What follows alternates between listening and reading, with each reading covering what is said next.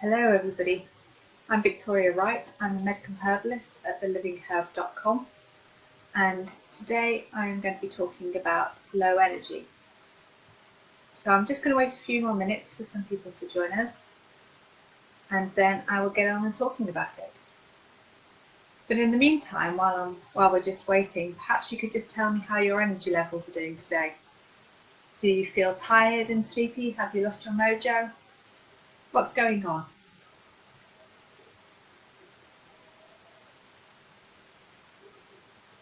Okay, so let's talk about low energy. Now, when it's cold and dark outside, our natural instinct is to hibernate. We want to curl up in front of the sofa, in front of the TV, and generally just veg out.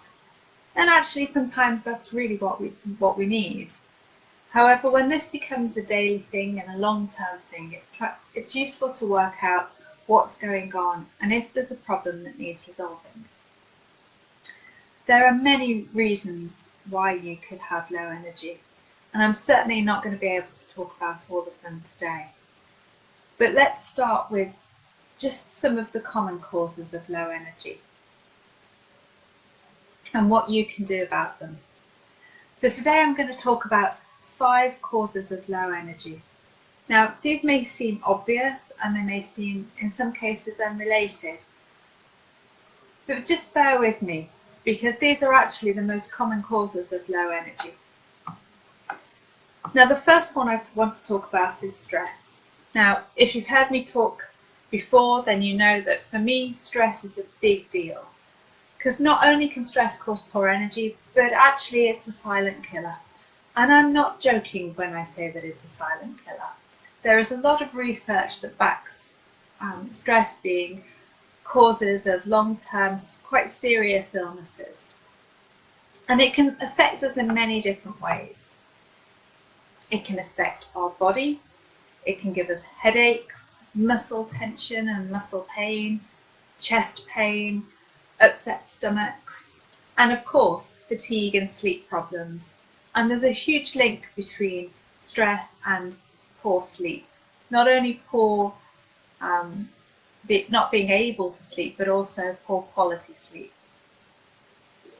It can also affect our mood. It can make us feel more anxious, more restless. It can lead us to have a lack of motivation and focus. It can make us irritable and angry, and it can lead to sadness and depression. But also it can affect our behaviour. That could be things like either overeating or even undereating. Sometimes when we're feeling stressed out, we don't want to eat. It can lead to drug or alcohol abuse, too much tobacco intake. It can lead us to withdraw from social circles, to withdraw from doing the things that we enjoy doing, and also to not exercise. Now, there are many ways in which you can manage stress at home. And I just want to give you 4 tips for managing stress. So the first tip is actually do some physical activity. Try going for a lunchtime walk. Exercising during the day can really help to reduce stress. Try some relaxation techniques, maybe take a yoga class or try a meditation class, or even just download some on the internet. Relaxation and relaxing the body helps to relax the mind. My third tip is laugh. Laughter really is the best medicine. And laughing with friends is even better. If you don't feel like socialising, then just put on your favourite comedy and laugh your way to it yourself. But if you can, then spending time with friends can really benefit. And my final tip is have yourself some me time. This may seem obvious and it may seem ridiculous, but actually nurturing yourself and looking after yourself and noticing how you're feeling is a really important way of dealing with stress. But when you're having your me time, try to find active ways to relax and engage your brain. TV and computer games may feel relaxing at the time, but studies show that longer term they may actually increase stress. So try taking up a hobby Maybe try some painting or something creative. Anything that gets you absorbed and out of your head. Now, if you're to go to the doctors with stress, the chances are they'll either give you some of the tips that I've just described, or they will prescribe antidepressants. Now, there's nothing wrong with antidepressants, and in the right circumstances they can be really useful.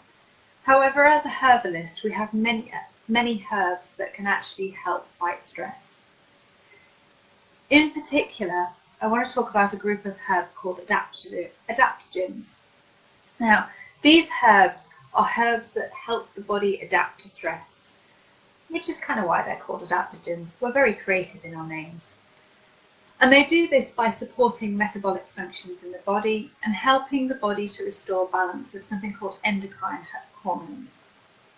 So there's a system called the HPA axis, and HPA stands for hypothalamus, pituitary gland, and adrenal glands. And these glands in the body are responsible for most of the hormones that are produced in the body, and therefore for the central control system of the body. And adaptogens affect this HPA axis and help to balance the level of hormones in the body.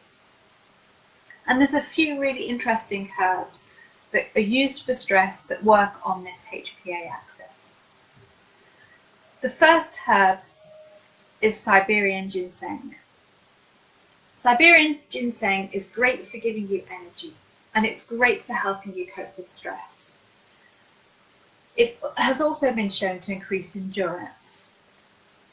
And there's been lots of research on Russian athletes that have shown that actually it increases physical performance in athletes. Now,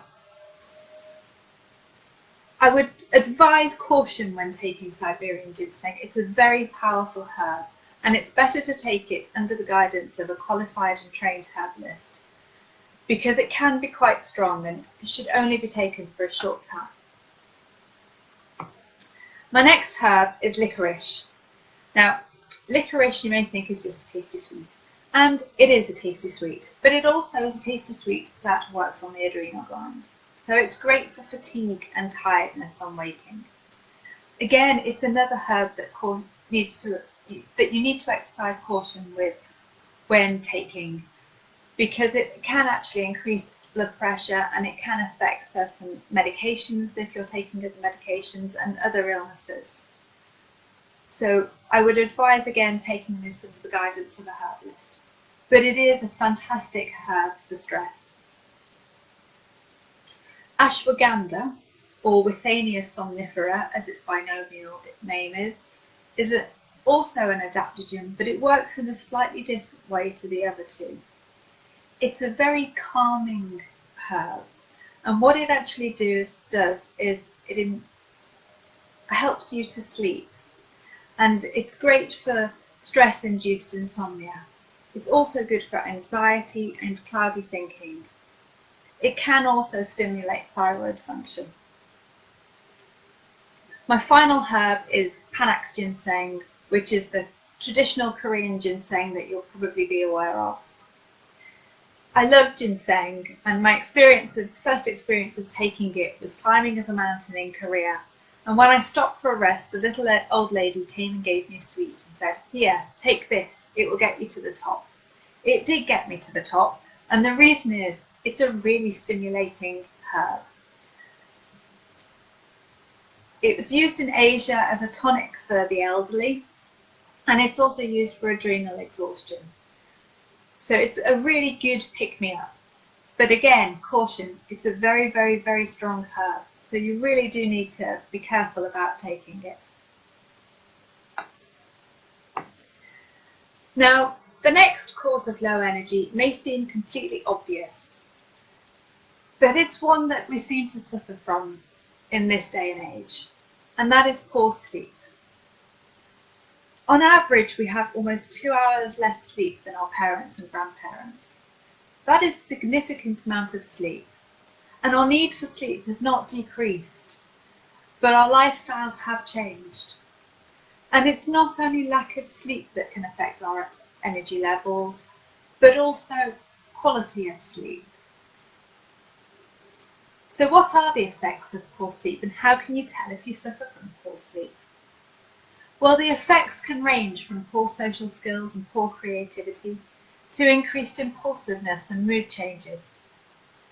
When you wake up after a bad night's sleep, your body craves things to keep it awake, such as caffeine and nicotine. At night, when you're wired because you've taken all these stimulants, your body craves a sedative, such as alcohol. Studies have also shown people who sleep for less than 5 hours a night have a 50% chance of obesity, so it can actually lead to increased weight. Stress and good quality sleep are interlinked. Lack of sleep means you are more likely to suffer from stress-related illnesses and also anxiety and depression. But similarly, if you are stressed, then you may struggle to sleep. So how do you know if you are getting enough sleep?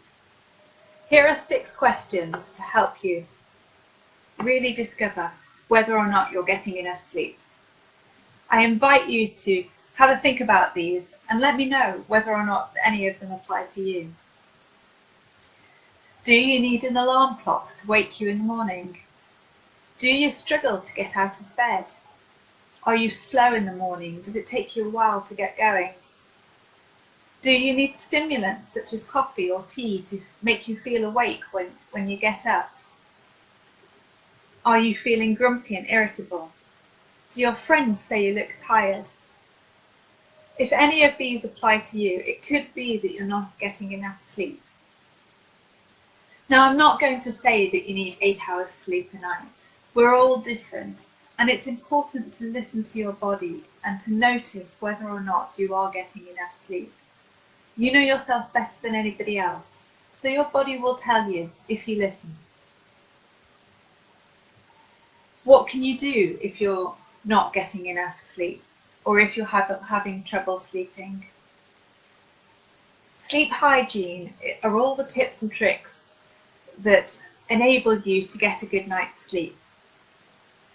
From making your bedroom a haven for sleep, which means ensuring it's dark enough, that it's the right temperature for you, and this is cooler than what you would find comfortable in your living room. Making sure your bed and your pillows are comfortable. Banishing computers, phones, TVs from your bedroom. It's also important to have a regular bedtime routine and getting up time. Even at weekends, consistency is important. So if you go to bed at 10 o'clock during the week, make sure you do it the weekend if that's possible. Not napping is also important. Sleeping during the day can actually encourage you to not sleep well at night. And have a healthy bedtime routine. Try switching off the TV, your phone, computers for about 30 minutes before going to bed. Gradually start to dim the lights. Maybe take a nice hot bath and relax in it for a while, or read a book, or even just chat to your family. Anything that starts you to go towards a relaxed state at the end of the night is great for a healthy bedtime routine. Exercise is also really good for sleep. It may seem counterintuitive because actually exercise can keep you awake, so ensuring that you're doing it during the day. Maybe try a lunchtime walk, or even better, go out for a walk in the morning, because light in the morning can also help you sleep at night. In this month's newsletter from The Living Herb, there's lots of herbal tips on what you can do to improve your sleep, so I advise signing up and checking out these herbal tips for sleep. Now, the third thing that I want to talk about in terms of causes of poor energy is actually a condition, a medical condition, and it's an underactive thyroid. Now, your thyroid gland is a small gland in your neck that produces hormones, thyroxine and triiodine thyroxine. These hormones control the body's metabolism i.e. the processes that turn food into energy. Not having enough of these hormones means your body functions slow down, which can lead to a range of symptoms, of which low energy is just one. Other symptoms include tiredness, sleepiness, weight gain, depression, being sensitive to the cold, dry skin and hair, and muscle aches. It can affect both men and women, but women are more likely to have thyroid problems, with around 15,000 women suffering from underactive thyroid.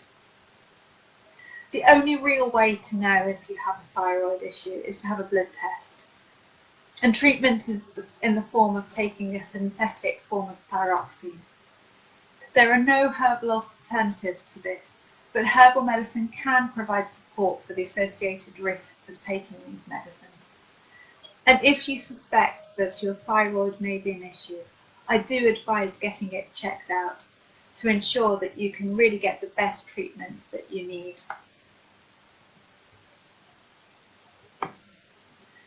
My fourth cause of low energy is actually depression. Now, sadness and negative emotions are a normal part of life. In Buddhism, the first noble truth is life is suffering. But our relationship with these negative emotions can often cause us down a path and a route to depression. Clinical depression requires a medical diagnosis, but it's generally considered to be if you have 5 of the following symptoms for at least 2 weeks. And these are a depressed mood during most of the day, fatigue or loss of energy almost every day, feelings of worthlessness or guilt almost every day, impaired concentration or indecisiveness, insomnia or hypersomnia, which is increased sleep, diminished interest in pleasure or the things you used to enjoy, recurring thoughts of death or suicide, a sense of restlessness or being slowed down, and significant weight loss or weight gain. Depression can range from the almost imperceptible to the severe, and it doesn't always take the form of the typical Eeyore picture we commonly think of. But even mild depression can be debilitating. And even if you don't suffer from the majority of those symptoms, it's worthwhile considering depression as an option. A lot of women suffer from high anxiety and a rush around sort of mentality, and this can actually also be a symptom of depression. Now, there are many things that you can do at home to help with depression, but please always seek some professional guidance to weigh up what the best options might be for you. Saying that, if you are suffering from low mood, here's some home help that can really help to try and boost your mood and your energy levels. My first tip is eating oats. Oats are actually a herbal antidepressant, and getting a bowl of porridge in your diet will not only increase your energy levels for reasons I'll talk about in a moment, but it'll also lift your mood. Try some sort of online CBT program. There are great programs out there. One is called the Mood Gym, and I can provide some links for that later if anybody's interested. Or you could even try a mindfulness CBT program, because actually there's a lot of research that backs meditation and mindfulness as cures for depression. There's an app called Headspace which builds on this and provides a forum for mindfulness exercises that you can do. And if none of these work, then trying some sort of counselling or psychotherapy can also help. There are lots of herbal antidepressants. I've already mentioned one in oats, and I'll actually be doing a spotlight on herbs for depression later this month, so please look out for it on my website or on Facebook.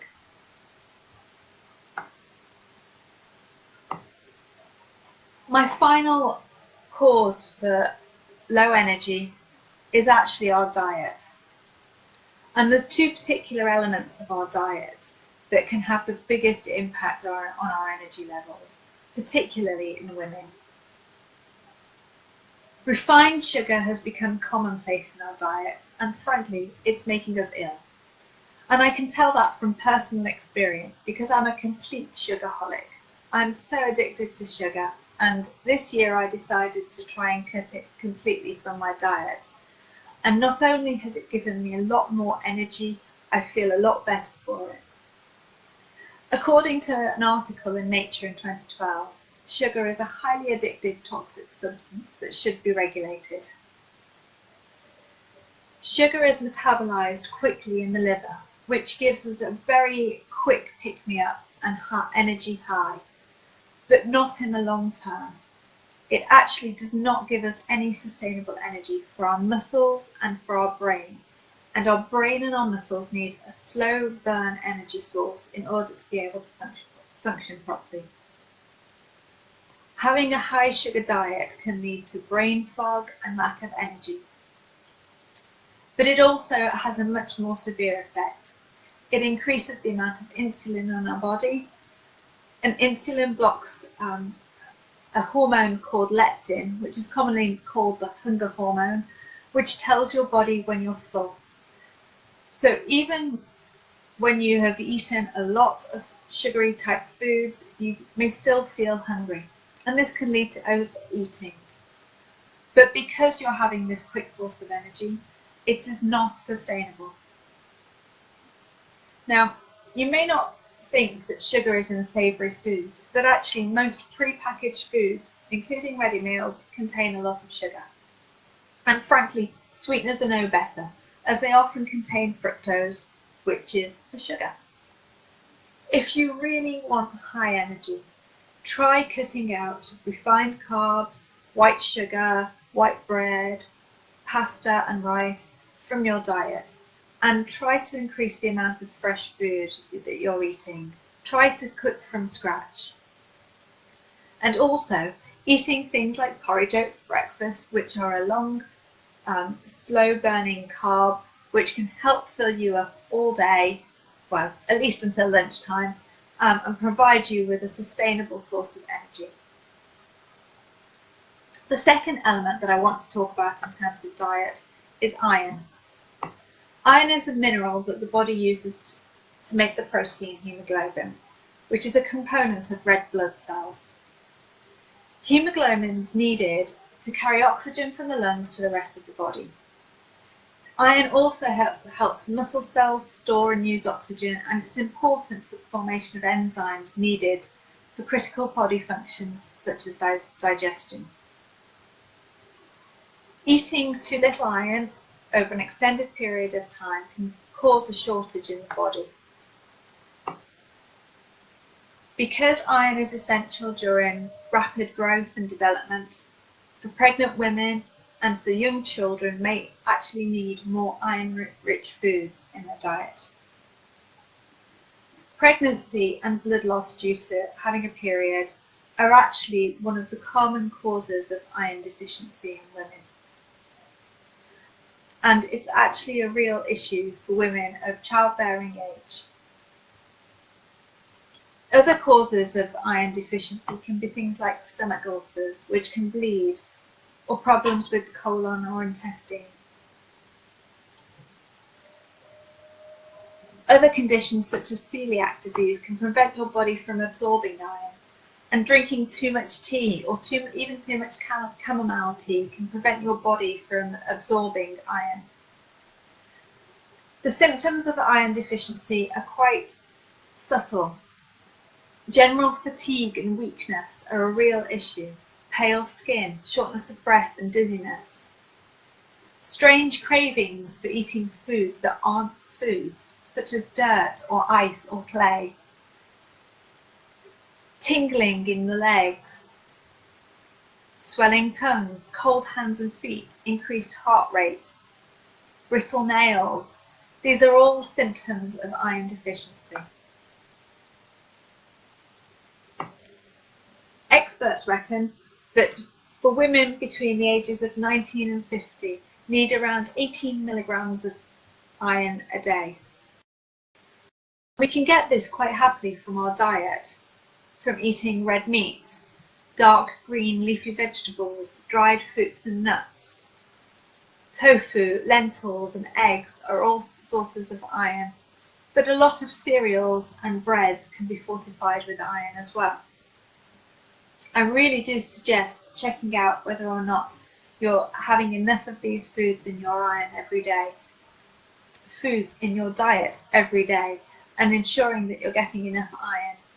Because for women, it's a really common cause of fatigue. So that was a very, very quick run through of 5 of the common causes of poor energy in women particularly. There are many other causes of poor energy, some of which are pathological, including things like chronic fatigue syndrome and even the flu. But if you've listened to this and have still not recognised any of the symptoms that you think might be contributing to your low energy, or if any of the tips that I've shared don't help, then please seek help from either a herbalist or your GP. There are many, many herbs that can help with poor energy, but to help, it's really important to understand the cause. And I hope this has helped you to understand the cause of your low energy. And if not, please get in touch to see how I can help you further. Thank you very much for listening. I hope you've enjoyed it. Bye.